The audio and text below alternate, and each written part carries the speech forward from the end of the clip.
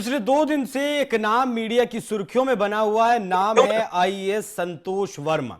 इन्होंने ब्राह्मण बेटियों पर एक टिप्पणी की। असल में आरक्षण को लेकर एक कार्यक्रम था। बोलना था कि आरक्षण आर्थिक आधार पर होना चाहिए या फिर सामाजिक आधार पर होना चाहिए। तब इन आईएएस साहब की जुबान से जो शब्द निकलते हैं वो शब्द एक विकार को, एक मानसिक विकार को दिखाते हैं। उन्होंने क्या कुछ कहा था वो भी मैं आपको सुनवाऊंगा। लेकिन इनके इतिहास की अगर बात करें तो इन साहब ने प्रमोशन पाने के लिए खुद ही फर्जी हस्ताक्षर करके फाइल अपनी जमा करवा दी गई थी, जिसमें ये फर्जीवाड़ा करने का इनके ऊपर आरोप लगा था। ये जेल भी रहे थे कुछ महीने, उसके बाद सस्पेंड भी रहे थे। उससे पहले एक महिला में ने भी इनके ऊपर आरोप लगाया था कि शादी का झांसा दिया, फिर शादी नहीं की। बहुत सारे आरोप इनके ऊपर लगे हैं। तो आज कानूनी पहलू जानने की कोशिश करेंगे कि ये कानून एक आम आदमी के लिए और एक आईएएस, पीसीएस या फिर जो बड़े अधिकारी हैं, नेता हैं, उनके लिए अलग क्यों है। नमस्कार, मैं हूं आपके साथ अभिषेक पुंडी और मेरे साथ मौजूद हैं सुप्रीम कोर्ट के वकील सत्यम राजपूत। सर, बहुत स्वागत है आपका। जो ये मामला है आईएएस संतोष वर्मा वाला, और जिस मामले में जेल भी गए थे, जेल जाने के बाद सस्पेंड भी रहे, उसके बावजूद भी ये नौकरी पर बहाल कैसे हो गए, या फिर ऐसे बहाली हो सकती है? कानून क्या कहता है, मतलब हमारा? देखिए, सस्पेंशन इसमें क्या होता है अभिषेक जी, सस्पेंशन टेम्परेरी होता है, उस पर जांच चलती है। सस्पेंशन एक तरीके का पनिशमेंट है आपको। दो तरीके की चीजें होती हैं, एक सस्पेंशन होता है, एक टर्मिनेशन होता है। सस्पेंशन टेम्परेरी होता है, टर्मिनेशन परमानेंट होता है कि आपको नौकरी से बर्खास्त ही कर दिया गया है पूरी तरीके से। अब इनकी जो 2021 मामले की जो 2021 में जो आप जिस आरोप की बात कर रहे हैं, उसमें प्रमोशन के लिए इन्होंने वहां पे जज वीरेंद्र रावत का है जो स्पेशल जज, उनका ही साइन करके अपने प्रमोशन कमेटी के जो हेड थे उनको आगे बढ़ाते हुए किया था। और उसी दौरान इनको जो है रात में गिरफ्तार भी किया गया था, जो है उसके बाद सस्पेंड हुए। और मामला ये ऐसा नहीं है, इस तरीके के देखिए अधिकारियों की संख्या कम नहीं है।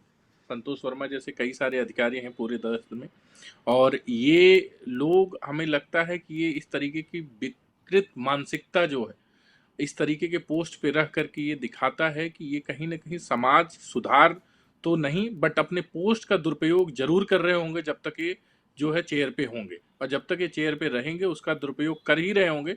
और हमें लगता है कि ये सब, चूंकि देखिए ये उस अधिकार है, आईएएस अधिकारी एक जो है जिले का एक तरीके से कह लीजिए रखवाला भी होता है, मालिक भी होता है।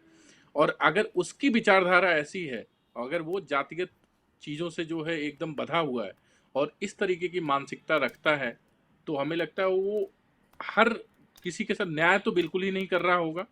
अब जहाँ तक आते हैं कानूनी पहलुओं पे, तो कानूनी पहलुओं पे सबसे बड़ी बात ये होती है इसमें कि देखिए इन पे जो है एक डिसिप्लिनरी कमेटी बैठनी चाहिए। जनरली ये होता है जो है, अगर इस तरीके से, क्योंकि ये कोड ऑफ कंडक्ट के खिलाफ है इस तरीके के स्टेटमेंट देना। इस पे डिसिप्लिनरी देखिए अधिकारी क्या कहते हैं क्या नहीं करते, बट जनरली इस तरीके का अगर कुछ भी होता तो लाइन हाजिरी होती है, डिसिप्लिनरी कमेटी बैठती है, और अगर सारी चीज़ें जो है सेटिस्फैक्ट्री होता है तो इसको जो एक पनिशमेंट डिसाइड होता है, कभी सस्पेंशन किया जाता है, कभी कुछ दिन के लिए किया जाता है, कभी एक कमेटी बैठ के डिसाइड करती है कि किस तरीके से करना रहता है।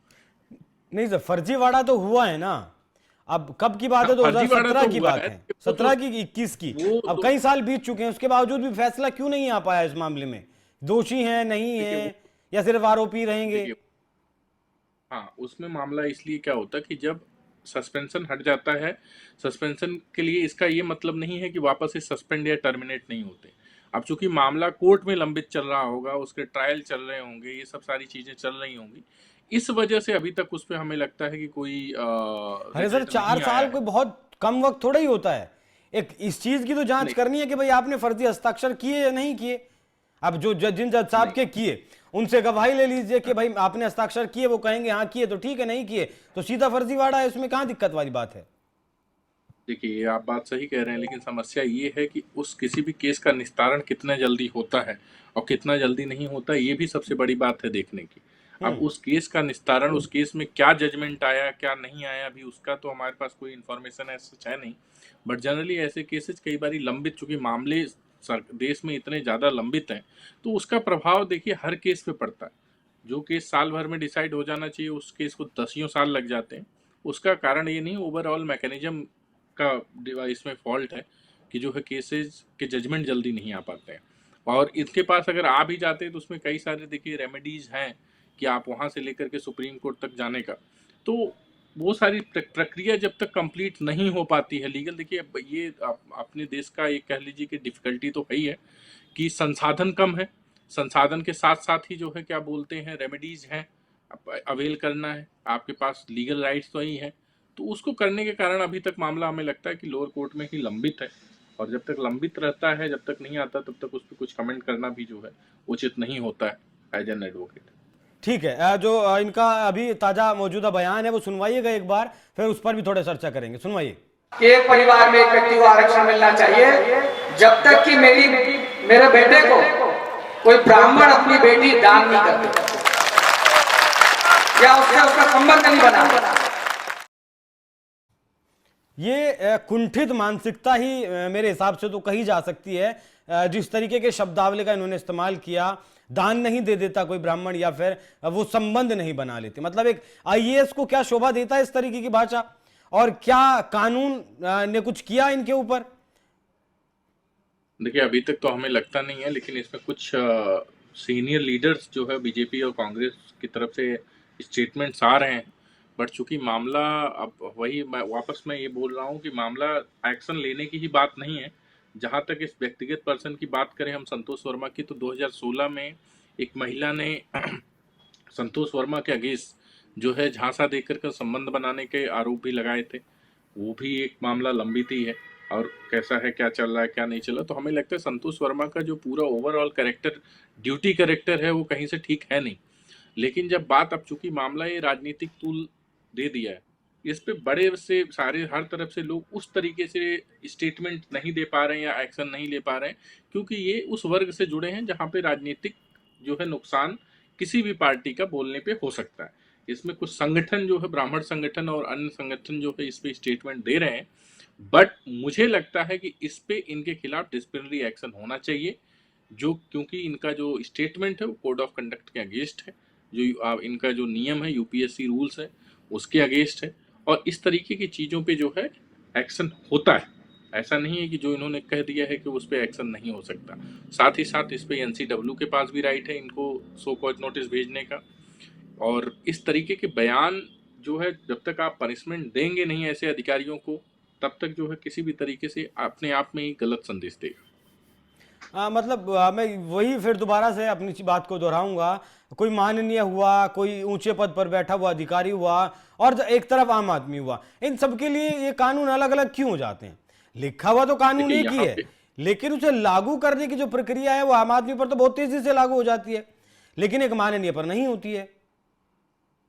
नहीं, देखिए इन संतोष वर्मा के मामले में सबसे बड़ी समस्या ये है अभिषेक जी कि ऐसा नहीं कि कानून इनके लिए अगेंस्ट या कानून अलग।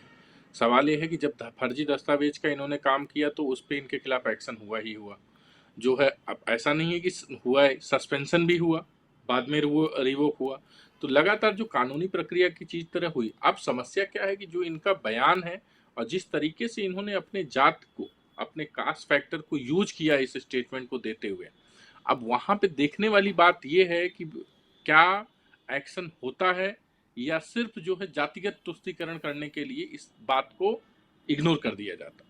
अब ये तो देखने की बात है, चूंकि मध्य प्रदेश जैसे जगह पे आप अब दे रहे हैं, और ये अब चूंकि आप कहीं ना कहीं when you are an IAS officer, आप पूरा रिप्रेजेंट कर रहे हैं उस कम्युनिटी के, उस एक आईएएस मतलब ऑफिसर कौम को रिप्रेजेंट कर रहे हैं।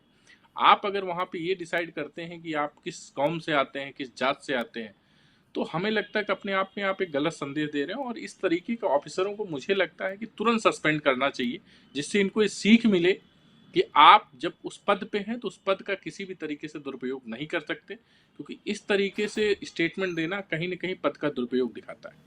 बिल्कुल, और ऐसे माननीयों के जो बयान है वो लचीले बड़े होते हैं, क्योंकि बाद में जब माफी मांगनी होती है या फिर विवाद गहराता तो कह देते हैं कि एक लाइन पकड़ी और तोड़ मरोड़ कर पेश कर दी गई। हालांकि जो उन्होंने बोला था वही सोशल मीडिया पर या फिर जो लोग जिसकी चर्चा कर रहे हैं, हम भी जिसकी चर्चा कर रहे हैं, जो वो कहना चाहते हैं उसी की चर्चा वो कर रहे हैं। सत्यम राजपूत जी, बहुत धन्यवाद आपका इस मामले पर चर्चा करने के लिए विस्तार से। बाकी आईएएस संतोष वर्मा ने इस विवाद के गहराने के बाद माफी भी मांगी, वो भी मैं जाते जाते आपको सुनवाता हूं कि क्या कुछ इन्होंने कहा। बाकी इस विषय पर आप लोग क्या राय रखते हैं कमेंट बॉक्स में जरूर बताइएगा। नमस्कार। आपके बयान के बाद आप क्या मकसद था, आपने क्यों बोला था?